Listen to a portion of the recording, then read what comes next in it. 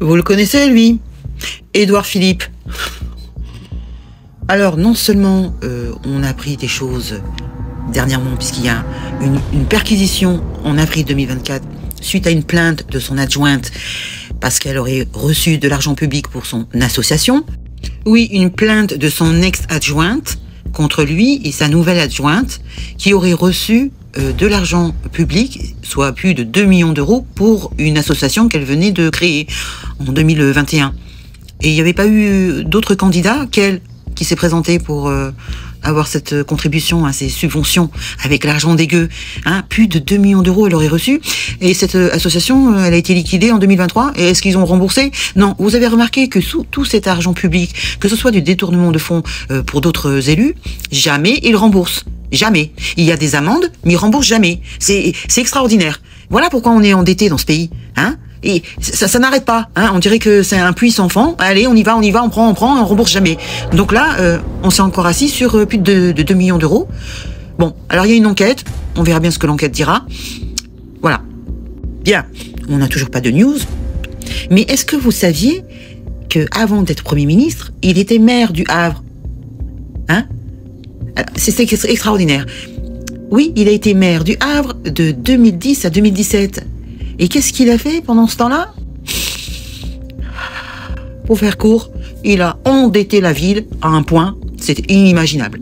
Et le pire, c'est qu'après avoir été Premier ministre, il se représente pour être maire du Havre, et les gens, ils revotent pour lui. C'est extraordinaire. Qu'est-ce qui va pas? J'aimerais bien savoir le nombre de voix qu'il a eu. Quand on sait que des députés peuvent être élus avec 3246 voix, j'imagine que pour être maire, c'est encore moins. Hein, je suis pas au courant du nombre de voix, mais à mon avis, ça doit être minime. Vous savez combien de personnes ont voté pour Édouard Philippe pour les municipales de 2020 pour qu'il devienne à nouveau maire du Havre? Vous savez combien il y a d'habitants au Havre? 170 000. Hein, et vous savez combien n'ont pas voté? 60% au premier tour, 58% au deuxième tour. Et il a récolté combien de voix? 170 000 personnes. Un peu plus de 170 000 personnes. 25 159 habitants ont voté pour lui. T'as compris? C'est très représentatif, hein, de nombre d'habitants, ça. 25 000. T'as 40% qui ont voté et t'as un peu plus de la moitié qui a voté pour lui. C'est bien. Extraordinaire. Et pour trouver cette vérité, hein, cette information, ça a été la croix et la bannière. Parce qu'ils aiment bien mettre des pourcentages. Oui, il a remporté à 58%. Mais oh, vous allez arrêter de vous foutre de la gueule du monde. Mettez le nombre de voix, le nombre d'habitants. Arrêtez avec vos statistiques et vos pourcentages. 58%, ça veut dire, ouais, il y a du monde. Tu parles. 25 000 personnes qui ont voté pour lui. Regardez, c'est tout. 25 000 personnes. Le Young Leader, là. Hein, 25 000. Qui sont ces gens? Pourquoi tu votes pour lui? Pourquoi t'as pas assez souffert de 2010 à 2017? Le Havre en faillite quasiment. Il était près du seuil d'alerte.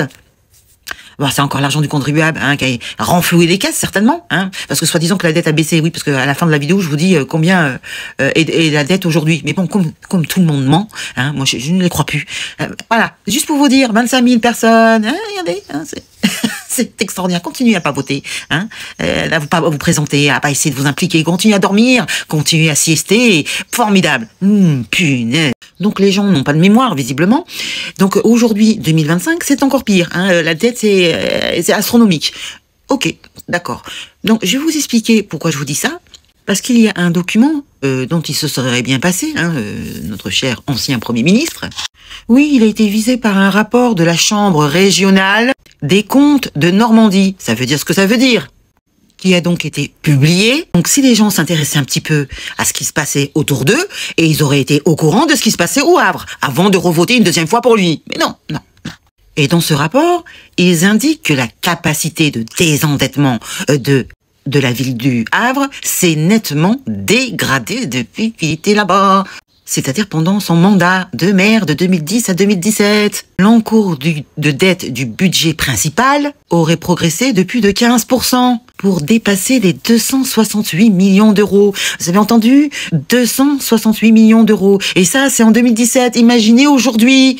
À tel point que la ville s'est placée dans une trajectoire très défavorable. À tel point que le nombre d'années qu'il faudrait pour rembourser cette dette passe de 7 ans en 2011, qui était assez possible de rembourser, à plus de 11 ans en 2017. Et aujourd'hui, ce qui rapproche la ville du seuil d'alerte. Mais ça, les gens là-bas au Havre, je sais pas, ils doivent dormir, je sais pas. Incroyable. Et ça, c'est encore la presse américaine, Huffington Post. Je vous en avais déjà parlé sur un de mes posts sur une vidéo. Huffington Post, en général, ils sont assez indépendants, donc on arrive à savoir la vérité. Hein, une presse américaine, on est obligé d'avoir la vérité par le biais de presse américaine. C'est quand même incroyable, ça. Donc, les magistrats qui ont écrit ce rapport, relayé par cette presse américaine Huffington Post, donc ces magistrats estiment que la légalité des subventions destinées à abonder les services publics industriels et commerciaux est très discutable. Hein, détournement peut-être, on sait pas trop, c'est discutable. Vous voyez, ils emploient toujours des mots, toujours avec une petite pincette pour pas... Donc pour l'instant, ça date de 2017, et depuis... Eh bien, figurez-vous qu'aujourd'hui, oh, c'est une bonne nouvelle. La dette a été ramenée à 200 combien? 28 millions d'euros. Et ça, c'est une bonne nouvelle. Donc, elle est toujours endettée. Il a dû augmenter les taxes foncières, hein, les taxes sur les sociétés. Hein. C'est sûr. J'aimerais bien savoir, les gens qui habitent au Havre, combien vous payez, combien il y a eu de pourcentage d'augmentation sur les taxes foncières. Juste pour savoir. Ramener à 228 millions. Et ils appellent ça une bonne nouvelle. Ah ouais. Qu'est-ce que vous voulez que je vous dise? Dites-moi dans les commentaires ce que vous en pensez de ce cher élu qui sera certainement notre prochain président. Oh, mon Dieu. Oh là là. Bon. Allez, salut les gueux et les gueux. À bientôt.